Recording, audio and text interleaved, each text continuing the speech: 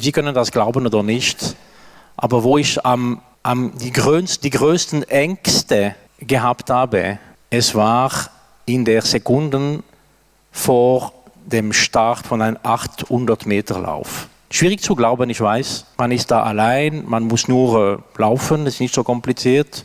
Es war für mich wirklich, und nur zu denken da, jetzt, ich bin wieder mal ein bisschen gestresst.